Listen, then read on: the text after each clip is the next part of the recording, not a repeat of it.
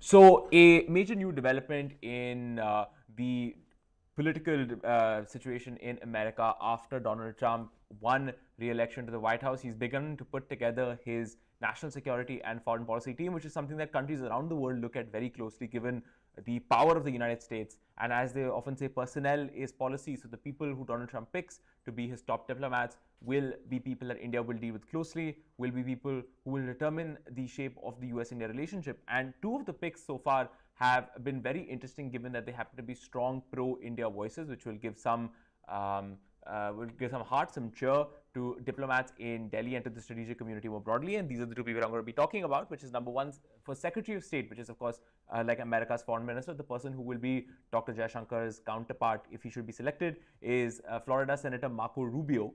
And the other major figure that has been selected is Mike Waltz, who is a congressman who is part of the lower house, of course, of the United States, and is again from Florida. So both gentlemen are from Florida. And Mike Waltz has been selected to be national security advisor. Like in India, it is a cabinet level rank, and you are really among the president's closest advisors on foreign policy and national security matters. It is really a very, very key job and a key set of jobs, really, Secretary of State and National Security Advisor. And both gentlemen, Marco Rubio as well as Mike Waltz, have a strong record of having a close pro-India relationship. So let's go into both of them. There's Marco Rubio to begin with. And Marco Rubio, I think, has attracted a lot of attention in India in the past when just a little while back, he introduced the US-India Defense Cooperation Act. This attracted a lot of positive attention in India because Rubio has consistently talked about India as a United States ally, of course, because not only is it a democracy, it is a country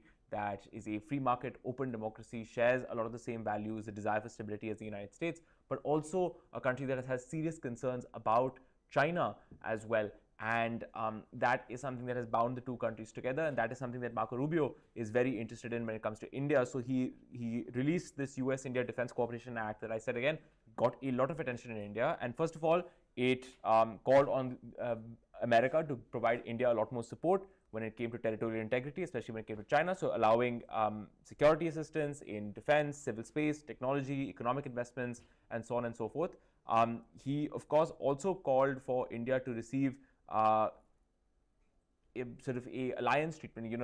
America as a country has varying tiers at which it treats various countries. So some of them are, of course, NATO alliance members, countries that are America's closest allies, countries like Japan and South Korea, with which it has military alliance relationships. So Marco Rubio, as part of this legislation, asked for India to be treated on par with a lot of these countries as well as a lot of these NATO members. The idea was that we need a much closer relationship with India, whether it's on the economy, whether it's on defense, whether it's on technology, and therefore we need to treat them on par as we would a NATO ally as well as countries like Japan and South Korea. So that was very, very, very, very positively received. I can remember when this US-India Defense Cooperation Act was introduced, it was positively received. Technology transfers, something that Marco Rubio also backed, something that has been a key area of concern for India. You might recall, for example, if I can, off the top of my head, give you an example about India trying to get key defense technologies from the United States into India. For example, the General Electric F414 engine, which India would like to build in India with technology transfer to power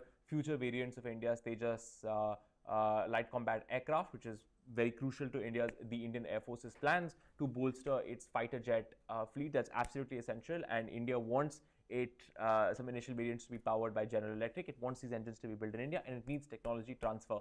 It requires a high degree of trust between two countries, and Marco Rubio in this US-India Defense Cooperation Act actually very clearly said that, look, I want to back closer technology transfers to India because you're, of course, giving very, very key technologies to the Indian government. So he's pro that. Remember, when Donald Trump was elected, there was some concerns about whether he would really be comfortable with American companies passing on defense technologies to India. There were some questions about that, some concerns about that. But Marco Rubio, the man who's likely to be his pick to be Secretary of State, that's what the reporting is indicating, has backed these technology transfers. He also, at the time, backed India to have some exemptions from the CATSA Act, which is the Countering America's Adversaries Through Sanctions Act, the CATSA sanctions. Now, this was because India was purchasing defense equipment from Russia, including the S-400 missile defense system. Marco Rubio therefore backed giving India some exemptions to these sanctions from Russia, understanding that, look, India is an important relationship for various historical reasons. It has to buy a lot of equipment from Russia, and we cannot therefore hamper our defense relationship with India simply because it has a legacy relationship with Russia. So again, showing a lot of understanding of India's defense concerns and its security concerns. And of course, this is again another big provision of Marco Rubio's past policy on India through this US-India Defense Cooperation Act was Pakistan sanctions, where he said that Pakistan should be barred from receiving US security assistance if it is found to have sponsored terrorism against India. So really very, very interesting set of proposals that Marco Rubio advanced in the past on strengthening US-India relationship through this US-India Defense Cooperation Act. And we're using this sort of as a springboard to sort of analyze what his policy on India would be should he become Secretary of State. Remember, Secretary of State is someone who runs the State Department, which is America's foreign ministry, is always a key power player in the administration. We know that Donald Trump, of course, has a fairly positive view of India as well. So this is going to be very, very key to see that one of his key advisors, Marco Rubio, is very much a strong pro-India voice, very, very keen on working more closely with India. And again, we've got this very interesting bite for you. I would love for you to listen to it. This is from one of his Senate hearings where he talks about why he would like to see a closer US-India relationship. We're just going to listen in to that. India in and of itself is a nation with incredible potential, and there's incredible potential in our bilateral relationship.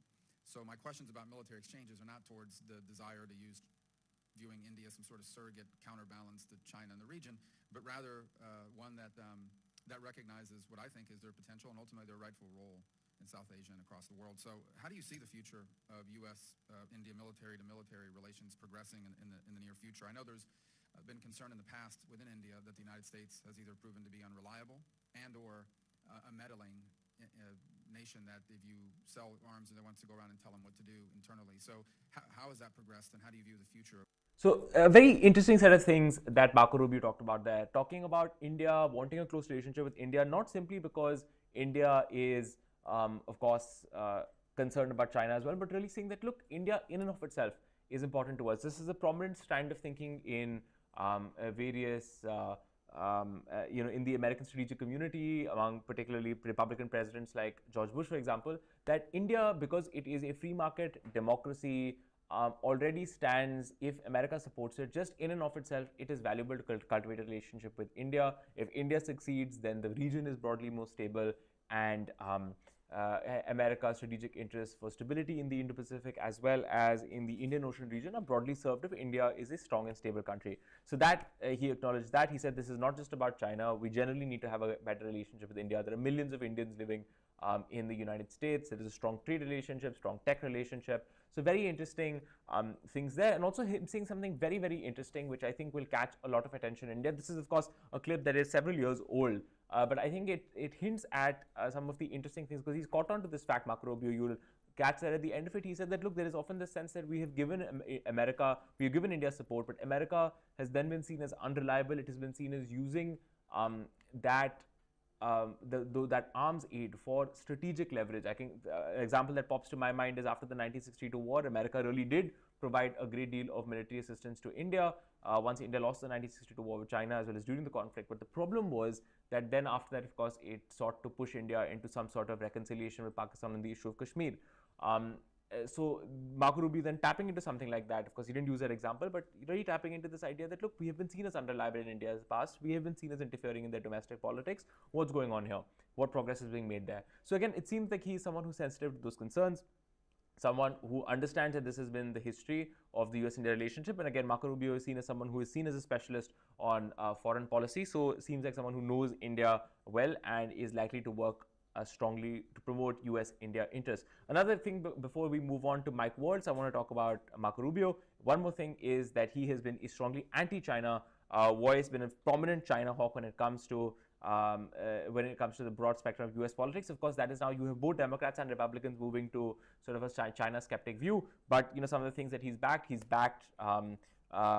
introducing legislation that bans imports from regions in China that use forced labor from Xinjiang. So lots of Uyghurs, the Uyghur minority in Xinjiang in China is being forced into labor camps. They're being and their forced labor is used by certain companies in China. So he said, let's ban imports from those regions of China as a whole to punish China for using forced labor and for violating human rights. He's also pushed for stringent measures against Chinese technology companies. Remember, he very likely praised India as well for banning TikTok, which it did in 2020. India did that, and then he said, look, India has done it. America has to consider Chinese technology companies as national security threats as well. He advocated for blocking sales to Huawei, which was a Chinese telecommunications firm. There were security concerns that America had there as well. He's also called for a for greater awareness about Chinese intelligence gathering activities in America. For example, through the Confucius Institutes. These are institutes that China runs. They are state-funded and so on, state-linked, and they run in campuses all over the world. They provide, of course, an intro review into Chinese culture. But the accusation has always been that these Confucius Institutes are used to spread China's cultural view around the world, are used as instruments of state power, are used to gather intelligence and so on and so forth, especially on college campuses. So he has raised concerns about that. So again, someone who is very, very strongly someone who is going to try and maintain pressure on China, and that seems like a very interesting thing, because again, another point of fact is that some of the conversation in the Indian strategic community about the Trump administration has been, look, Donald Trump is transactional, he's a deal maker. What if he says that, okay, it's in my interest to not have a trade and economic conflict as well as military tensions with China in the Indo-Pacific? Let's see whether we can make some sort of accommodation, a broad strategic accommodation between the United States and China. And given that China is one of the engines of the US-India partnership, it would have an impact on the US-India partnership, but it would also have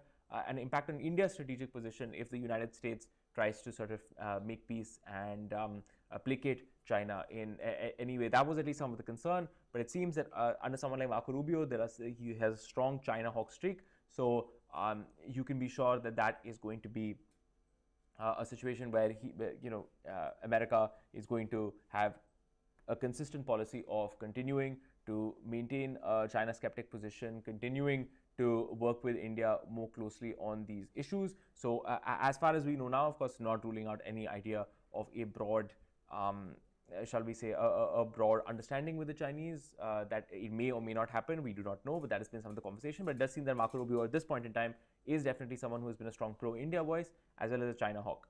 Now, moving on to Mike Waltz. Mike Waltz is someone who has been picked to be National Security Advisor. This is a tremendously important job held by Jake Sullivan currently, who is really President Biden's right-hand man when it comes to foreign policy and national security matters. Really, the National Security Advisor is tasked with being the voice of the president in some very, very key strategic negotiations. For example, Sullivan has been very closely involved with work on China, meeting with top Chinese officials, with meetings on the Middle East, given the conflict there, meeting with Ukrainian counterparts. So really every single major foreign policy issue that America has right now, Jake Sullivan has been involved in as National Security Advisor. That is the kind of power this position has, and Mike Waltz will be the next National Security Advisor, so Trump's closest counselor on matters of foreign policy. And here's something very interesting. Mike Waltz has been a congressman, so America's lower house. Rubio has been senator, America's upper house. So one thing we know about Mike Waltz is that he has been co-chair of the House India Caucus. So there are, this idea of caucuses is that it is a sort of a parliamentary group, a group within the House of Representatives that comes together to push for closer relationships on particular issues. So for example, there is a Congressional Black Caucus, for example, for people who are African Americans. There's an India Caucus. There is a, for example, there would be a, for particular countries like, how should I put this, perhaps Japan, and so on and so forth. So, these are congressmen and senators and elected politicians who form part of this caucus and largely are considered supportive of that country, work for closer relations with that country, support legislative initiatives that would bring closer relationships between those two countries. And so really when someone is very closely involved with, let's say, something like the India Caucus, you know that they care deeply about US-India issues, that they're willing to advance it, that they want to hear more for India. And Indian diplomats will also reach out to these politicians and try to advance their interests. So really they are considered politicians very close to India, and Mike Waltz is the co-chair of the bipartisan Congressional Caucus on India and Indian Americans. So again, a significant position and a position that is likely to ensure that Mike Waltz has a great deal of familiarity with India and an understanding of the concerns that Indians have as well as Indian Americans have, and he's likely to bring that to the position of National Security Advisor. So he has a great deal of background in the US-India relationship. In the past, he has called for a formal security alliance with India that would help both countries combat what's happening with China as well as with Pakistan. And he's talked about the China-Pakistan collaboration as something that poses a threat to India and the United States. That is a significant positive because the United States relationship with Pakistan is something that has been an irritant for India in the past. Over the last couple of years, there hasn't been really that strong a relationship between the United States and Pakistan under the Biden administration. And the idea is that with someone like Mike Waltz and someone like Secretary of State Marco Rubio, who, like I said, called for the end of US military aid to Pakistan if it sponsors terrorism against India. Mike Waltz, who's talked about his concerns about the China-Pakistan relationship. You're seeing that there may be a group of people here who do not have the best view of Pakistan and will therefore keep that engagement to a level that India will also be comfortable with. Remember that this was again a concern that Pakistani American groups actually endorsed Donald Trump for president because they thought that he would help bring closer Pakistan-US relations, because he invited Imran Khan way back when, 5 or 6 years ago, to the United States for a visit, and that was something that was seen as a outreach or engagement to Pakistan. You haven't seen that kind of engagement and outreach in the last couple of years. So Pakistani Americans are hoping that Donald Trump will do something like this, but his national security picks and his foreign policy picks, Marco Rubio and Mike Waltz, don't seem to be really all that supportive of Pakistan. He's also called, Mike Waltz also calls for closer economic collaboration with India and the United States on critical minerals, pharmaceuticals, technology, and also he has met Indian leaders like Prime Minister Narendra Modi, and he's also come to India for various congressional delegations. So it seems that again, there is a personal relationship with India, a personal relationship with the leadership, and that's extremely important. You saw the former Indian ambassador to the United States, Taranjeet Sandhu, put out a tweet once Mike Waltz was confirmed to be the national security advisor for the incoming Trump administration, saying that, look, Mike Waltz is a good friend of India, and we shall have a good relationship with him, which shows, of course, that there is an established relationship between the Indian embassy in Washington as well as Mike Waltz. So that means that you have a expressway path to someone like Mike Waltz, who then has the ear of the President of the United States. So it ensures that legislation, initiatives, key communications that you want to pass on to the Americans go on the fast track. So that's good news for India. And again, Mike Waltz, again, someone who's seen as a China hawk. He has criticized Chinese economic practices, intellectual property theft, unfair trade practices, exploitation of supply chain vulnerabilities. And so his entire idea has been that we need to reduce American dependence on Chinese manufacturing, which could also have a good result on India if you want, of course, as they're calling friendshoring. Of course, the feature of the Trump administration has been its key policy, signature policy, has been to bring manufacturing back to America. But also, if the focus is to reduce dependence on on China, then America could also look towards countries like India for a closer economic relationship. Waltz in the past has also called for a boycott from the American side of the 2022 Winter Olympics in China because of the treatment of the Uyghur Muslims in Xinjiang. So very, very interesting two picks that have come in. We're, of course, also seeing other picks.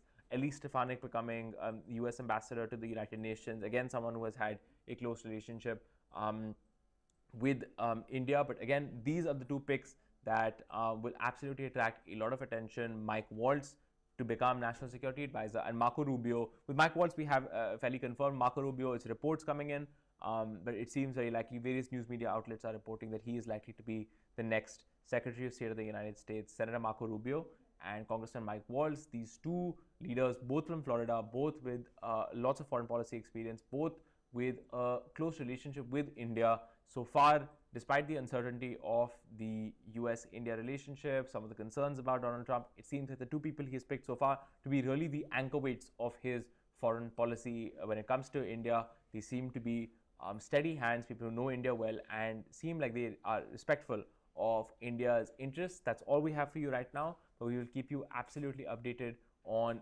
more additions to the Trump team, any new developments in terms of the new incoming administration's policy on India. We will keep you absolutely updated here on India Today Global. Thanks for watching.